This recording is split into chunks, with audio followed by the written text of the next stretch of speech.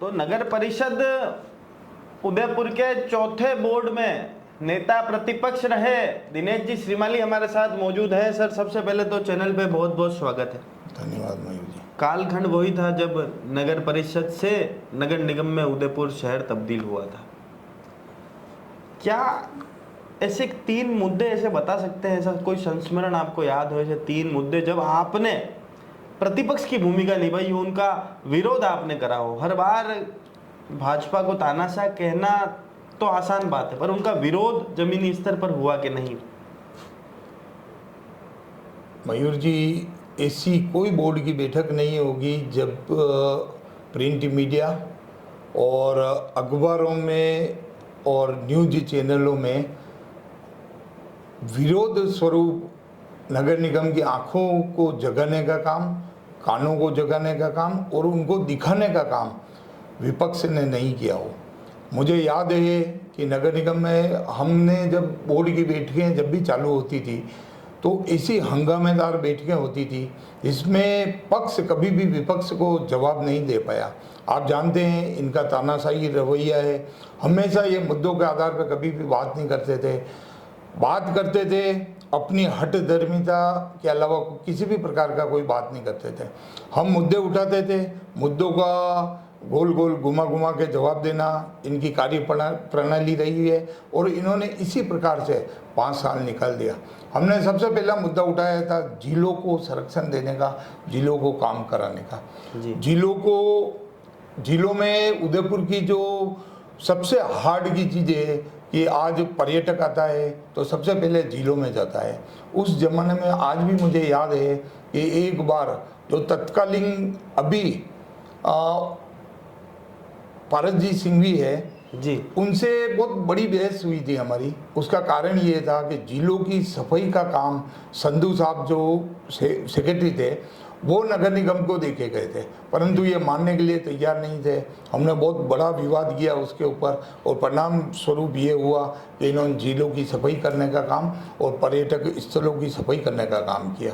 उदयपुर में उस समय सबसे जो बड़ी हालत खराब थी वो साफ सफाई की खराब थी। हम बार बार साफ सफाई के मुद्दे उठाते थे, गैराज के मुद्दे उठाते थे, निर्माण में जो क्वालिटी खराब थी उसका मुद्दा उठाते थे। कुल मिला के उदयपुर को स्वच्छ सुंदर बनाने के लिए हमने हर वो मुद्दा उठाया जिसके लिए उदयपुर की जनता को किसी न किसी रूप में फायदा मिले कि उदयपुर साफ सुथरा है, स्वच्छ है और पर्यटक आवे और यहाँ पे देखे और उदयपुर को नाम पूरे विश्व में हो, वो प्रयास हमने किया। जी, तो झीलों की सफाई की बात आपने करी, झीलों के संरक्षण की बात आपने करी। क्या आपको लगता है कि आपने जो विरोध करा वो उसका परिणाम आपको मिला? नहीं, परिणाम निश्चित रूप से मिला। 100 में से 100 नंबर तो नहीं दे सकते हैं, परंतु कुछ तो सुधार हुआ है। एक साथ कोई सुधार हो भी नहीं सकता है। धीरे धीरे उस टाइम डिविडिंग मशीन भी आई। उस टाइम सेंट्रल गवर्नमेंट नमो नारायण जी मीणा हमारे मंत्री हुआ करते थे, उन्होंने भी 80 करोड़ रुपए दिए जिलों को साफ सुथरा रखने के लिए जी। और नगर निगम में भी हमारा जो बस चला, हम वो काम जिलों के संरक्षण के लिए, जिलों को साफ सुथरी रखने के लिए करवा पाए जी। तो आपने मेन मुद्दा जिलों के संरक्षण की बात करी, पर आप ही का जो कार्यकाल था उसके अंदर जो उप महापौर रहे, कल महेंद्र सिंह जी से हमारी बात हुई तो उन्होंने कहा था कि कच्ची बस्ती में पट्टे देने के सर्वाधिक रूप से काम उसमें किए गए। क्या ऐसी कमियां लगी उस बोर्ड के अंदर आपको, नेता प्रतिपक्ष होने के नाते? क्या ऐसी कमियां थी कि अगर आप उस जगह सत्ता पक्ष में होते तो आप उसे दुरुस्त कर पाते? निश्चित रूप से देखो, उदयपुर ट्रैफिक के हिसाब से बहुत खराब व्यवस्था है। ये कैमरे वैमरे लगाने के काम हुए अपराध को रोकने के लिए, ये भी बाद में हुए। हमारे समय पे निर्णय हुआ था कि बोर्ड कैमरे भी लगाएगा जगह जगह चौराहे पे। आप पूरी ट्रैफिक व्यवस्था देख लो, किसी भी बाजार में वैसी व्यवस्था थी वो कि वो आज व्यवस्था है कि आज किसी भी मेन बाजार में आप ढंग से गाड़ी चला के नहीं जा सकते हो। साथ ही अंडर ब्रिज ओवर ब्रिज का हमने करा था कि इसको करो, एलिवेटेड रोड बनाओ, परंतु नगर निगम की हट धर्मिता के कारण वो भी संभव नहीं हो पाया। साथ ही उस समय जो हाथी वाला पार्क नगर निगम के बाहर है उसको भी तोड़ करके पार्किंग बनाई। हमने उसका विरोध किया था पर ये लोग नहीं माने। 8 दिन तक वो पार्किंग की हालत आप जाके देख लो। जी। न तो वहाँ किसी प्रकार का कोई गार्डन बन पाया है, बार बार कोर्ट भी गिरा है। हम विपक्ष उसके बाद भी, मेरे बाद में भी जो लोग भी आए उन्होंने भी मुद्दा उठाया होगा, परंतु ये करवा नहीं पाए।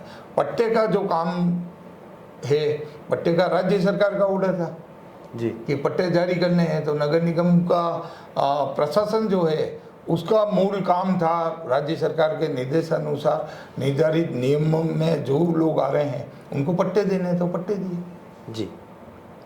तो राज्य सरकार के आदेश के फलस्वरूप ये काम हुआ, इसमें नगर निगम के नहीं, नगर निगम का कोई रोल नहीं है। नगर निगम ने अपनी ओर से किसी भी प्रकार का कोई काम नहीं किया। चलिए, कल हमने एक कार्यक्रम चलाया था कि प्यादे वजीर बनते हैं पर वजीर बादशाह नहीं। पर अगर नेता प्रतिपक्ष की बात की जाए तो वजीर को बादशाह बनाने का हर मौका दिया गया पर सम्राट नहीं बन पाए। इस पर आपकी क्या प्रतिक्रिया है? नहीं, इसका मूल किसी भी पार्टी में कोई भी विधानसभा, पार्षद, लोकसभा का चुनाव लड़ता है तो संगठन चुनाव लड़ता है जी। कोई व्यक्ति चुनाव नहीं लड़ता है। जब संगठन कमज़ोर होता है तो वहाँ जीत पाना मुश्किल होता है। जी निश्चित रूप से कांग्रेस पार्टी ने हम लोगों को सबको मौके दिए।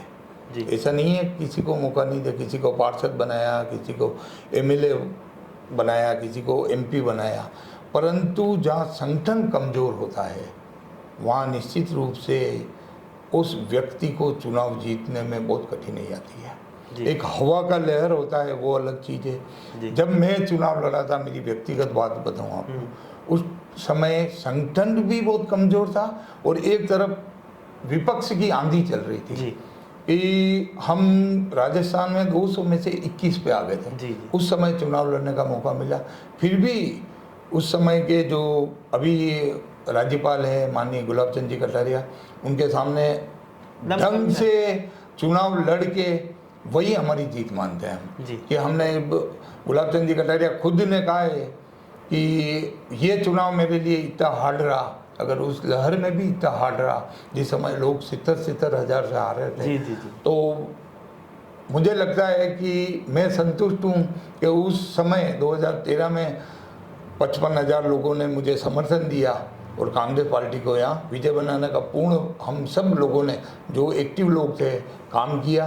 परंतु कुछ ना कुछ कमियां रही होगी, हम मानते हैं। चलिए, एक बात बताइए कि 2013 में आप चुनाव लड़े, 55-56 हज़ार वोट आप भी लेके आए। 2018-19 में गिरिजा जी चुनाव लड़ी, वो भी 65 हज़ार वोट लेके आई। उसके बाद गौरव वल्लभ जी चुनाव लड़े, वो भी 65 हज़ार वोट लेके आए। कभी वोट बढ़ाने के ऊपर कांग्रेस का ध्यान नहीं किया? आपने कहा संगठन कमजोर है, तो संगठन को दुरुस्त करने के लिए आप लोगों ने क्या प्रयास करे? आज सबसे बड़ी शर्म की बात, कांग्रेस, आप कांग्रेस ही हैं तो कांग्रेस ही होने के नाते जिस शहर के अंदर एबीवीपी का 3 मंजिला कार्यालय है, उस शहर में कांग्रेस का एक कार्यालय नहीं है। इसको कितनी शर्मिंदगी का विषय मानते हैं? पिछले लंबे समय से जब भोग जी अध्यक्ष थे उस समय भी हमने प्रयास किए थे, उसके बाद में भी हमने प्रयास किए और उसी का परिणाम है कि अभी हमारे को सरकार ने जगह अलॉट करी है और निश्चित रूप से हम आने वाले समय में कार्यालय बना देंगे। जी।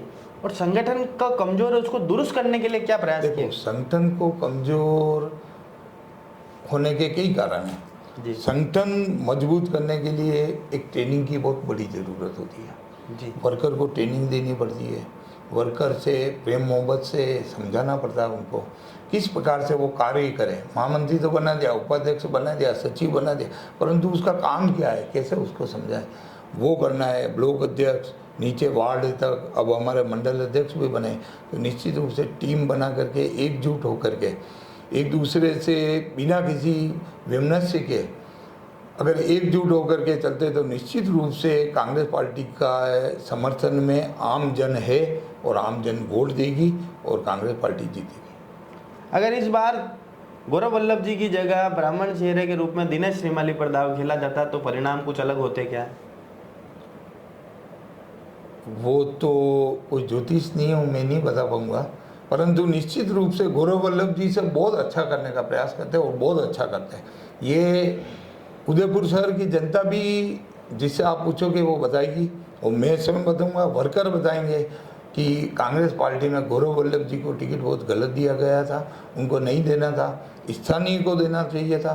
किसी को भी देते स्थानीय तो उनसे बहुत ज़्यादा बेहतर स्थिति में हम लोग होते। नेता प्रतिपक्ष छठे बोर्ड में ना बना पाना कांग्रेस की सबसे बड़ी कमजोरी रही क्या? नेता प्रतिपक्ष की जो भूमिका होती, क्योंकि आप उसे भली भांति महसूस करते हैं, कितनी महत्वपूर्ण भूमिका है?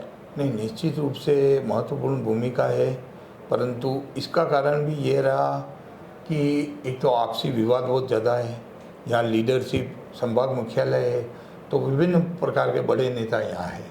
हर व्यक्ति चाहता है कि अपना आदमी बैठे हैं यहाँ पे, वो उसी का परिणाम हुआ कि यहाँ पे कोई नेता प्रतिपक्ष नियुक्त नहीं हो सका। जी, लगातार कांग्रेस पहले बोर्ड से 94 से लेकर अब तक लगातार कांग्रेस कमजोर स्थिति में आती जा रही है। उसका कारण भी स्थानीय लीडरशिप है, इसमें कोई दो राय नहीं है। मैं स्वयं स्वीकार करता हूँ कि स्थानीय लीडरशिप, कांग्रेस का जो लीडरशिप है वो आम व्यक्ति से जुड़ने में अभी भी दूर है। जी, आम व्यक्ति की समस्याएं हैं, मतलब मरण मौत है, शादी ब्याह है, उसमें जाना पड़ेगा। आम लोगों के राशन कार्ड बनाने पड़ेंगे, नल की समस्या, लाइट की समस्या, पार्किंग की समस्या, इसके लिए प्रशासन के पास जाके दूर करानी पड़ेगी। किसी के भी हॉस्पिटल का काम हो, थाने चौकी का काम हो, या किसी प्रकार का कोई उसको दबाने का प्रयास कर रहा है, तो निश्चित रूप से उसका सपोर्ट कांग्रेस पार्टी के स्थानीय लीडर को करना पड़ेगा, तभी उस कार्यकर्ता में उत्साह आएगा और वो कांग्रेस पार्टी में तन मन धन से काम कर पाएगा। जी, तो दिनेश जी भाई साहब, कल हमने एक कार्यक्रम चलाया था, आपने उसको शायद उसका प्रसारण देखा होता कि अब तक जितने उपमहापौर या उपसभापति नगर निगम और नगर परिषद में रहे, वो अभी तक अपना भविष्य, राजनीतिक भविष्य ढूंढते हुए नजर आ रहे हैं। कहीं बीजेपी में उपमहापौर या उपसभापति राजनीतिक रिटायरमेंट का फॉर्मूला तो नहीं? नहीं, वास्तव में भारतीय जनता पार्टी किसी को मौका नहीं देती। भारतीय जनता पार्टी अपने वर्कर को कम मौका देती है और कांग्रेस पार्टी से ला करके उसको मौका ज़्यादा देती है। अच्छा, जैसे अभी लेटेस्ट उदाहरण है गौरव वल्लभ जी को। क्या कारण था? गौरव वल्लभ जी ने लंबे समय तक भारतीय जनता पार्टी, इनके नेताओं का विरोध किया था, इनको क्या क्या टीवी पे बैठ कर नहीं बोला था। बावजूद इसके गौरव वल्लभ जी को ले जाके अगला कहीं न कहीं से चुनाव में प्रोजेक्ट करने की तैयारी चल रही है और निश्चित रूप से वो चुनाव भारतीय जनता पार्टी उनको लड़ाएगी। और यहाँ जो भारतीय जनता पार्टी के वर्कर है, एक दिन मुझे लगता है उनकी जिंदाबाद बोलेंगे।